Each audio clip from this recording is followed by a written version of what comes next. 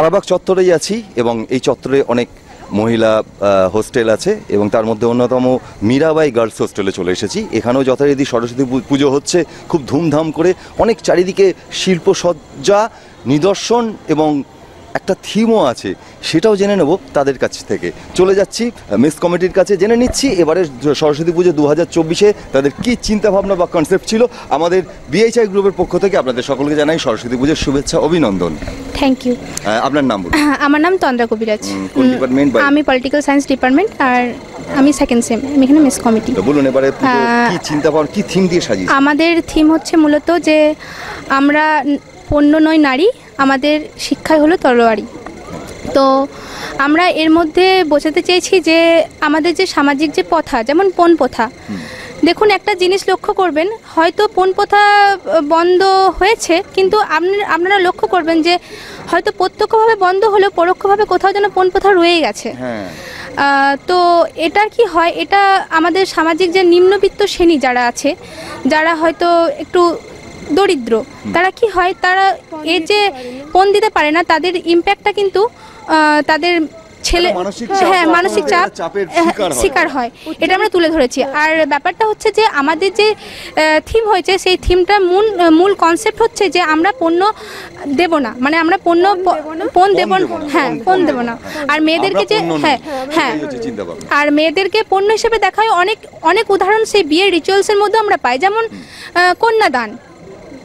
কন্যা কিভাবে সামাজিক কিছু রীতিনীতি পণ্য হিসেবে দেখা, যেহেতু আমরা পণ্য নই, তাহলে আমাদেরকে দান কিভাবে করা হবে, এটা আমরা তুলে ধরেছি। আর মূলত হচ্ছে যে এইসব থেকে বেরোনোর জন্য তো আমাদেরকে কিছু একটা উপায় ভাবতে হবে, আর সেই বেরোনোর পথ হিসেবে আমরা একটাই উপায় তুলে ধরেছি, সেটা হচ্ছে শিক্ষা।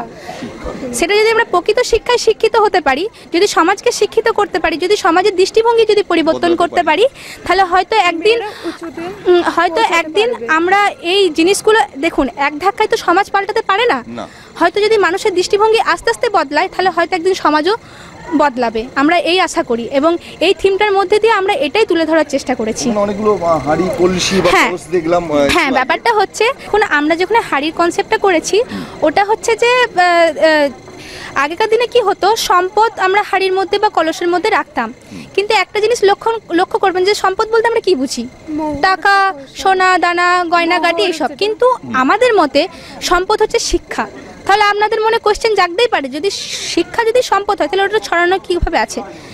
দেখুন একটা কথা বলি, সব কিছুরই উৎস আছে। সমাজে যেমন সম্পদেরও উৎস আছে, সেরকম শিক্ষারও উৎস আছে। সেই শিক্ষার উৎস হচ্ছে সমাজ। আমরা ছোট থেকে সমাজ থেকে শিক্ষা কিন্তু সমাজে চারিদিকে ছড়িয়ে আছে। আর ব্যাপারটা হচ্ছে আমরা ছোট থেকে বড় হয়ে ওই সামাজিক শিক্ষাগুলোকে গ্রহণ করি। সেরকমই অ্যাজ এ সিম্বল হিসেবে ওই যে বইয়ের পাতাগুলো ছড়ানো ছিল, ওই বইয়ের পাতাগুলো আমাদেরকে সিম্বল করছে যে সমাজে যেমন শিক্ষাগুলো ছড়িয়ে আছে, সেরকম বইয়ের পাতাগুলো ছড়িয়ে আছে, এবং সেগুলোকে আমরা সংগ্রহ করব, এবং সংগ্রহ করে সেগুলোর মধ্যে দিয়ে আমরা নতুন বা প্রকৃত শিক্ষাকে গ্রহণ করব। আর যে কুসংস্কারগুলো আছে, দেখুন সমাজের ভালো দিকও আছে, খারাপ দিকও আছে, সেগুলো যে সমাজের যে সংস্কারের দিকগুলো আছে, সেগুলোকে আমরা গ্রহণ করব, সেগুলোকে গ্রহণ করে প্রকৃত শিক্ষায় শিক্ষিত হব। যেগুলো কুসংস্কার, ভুল জিনিস, সেগুলো বর্জন করব। হ্যাঁ। তোমার নাম কি? আমার নাম রিয়া বাঙ্গাল। বাড়ি কোথায়? বাড়ি বাঁকুড়া। বাঁকুড়া। কি ফার্স্ট টাইম, মানে ফার্স্ট ইয়ার? না, আমি সেকেন্ড ইয়ার। আচ্ছা, কি যেন বলছিল তখন, বলো। তখন এই পণ প্রথা নিয়েই বলা হচ্ছিল, আমাদের যেহেতু থিম পণ প্রথার বিরুদ্ধে, সেই পণ প্রথাটাকে আরো অ্যাওয়ারনেসের জন্য তোমরা এই থিমের মধ্যে সাজিয়েছো। তাছাড়াও এইসব ছাড়াও চারিদিকে খুব সুন্দর সুন্দর শিল্পকর্ম, ছবি আঁকা দেখলাম, আমাদের মেয়েরাই করেছে, আমাদের হোস্টেলের মেয়েরা এটা প্রায় 2 মাস ধরে খেটে খুঁটে এগুলো করেছে। আর আমাদের যে থিম, সেগুলো মেয়েরাই সব তৈরি করেছে।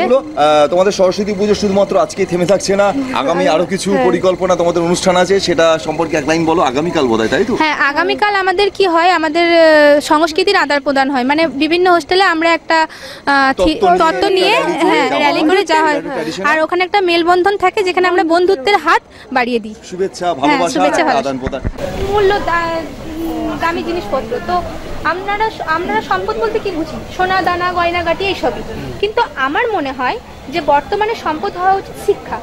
তো আপনাদের মনে হয়তো কোশ্চেন জাগতেই পারে যে সম্পদ যদি শিক্ষা হয়, তাহলে এভাবে ছড়ানো আছে কি। দেখুন, সম্পদের যেমন উৎস আছে, সেরকম শিক্ষারও মনে হয় একটা উৎস দরকার আছে, উৎস আছে, সেটা হচ্ছে সমাজ। সমাজ হচ্ছে শিক্ষার উৎস। আর সমাজে কিন্তু শিক্ষা ছড়িয়ে। ঠিক তাই, বর্ধমান বিশ্ববিদ্যালয়ে শুধু পড়াশোনা নয়, পড়াশোনার পাশাপাশি তারা বিভিন্ন শিল্প চর্চা, মানুষকে কি বলবো, কোনো বিষয়ে ভাবনা চিন্তা করানো, এই সব কিছুই কিন্তু সরস্বতী পুজোকে কেন্দ্র করে তারা ফুটিয়ে তোলে। অবশ্যই আপনারা আমাদের ক্যামেরা চোখের মাধ্যমে দেখছেন। সঙ্গে তখন চলে যাচ্ছি পরবর্তী হোস্টেলে।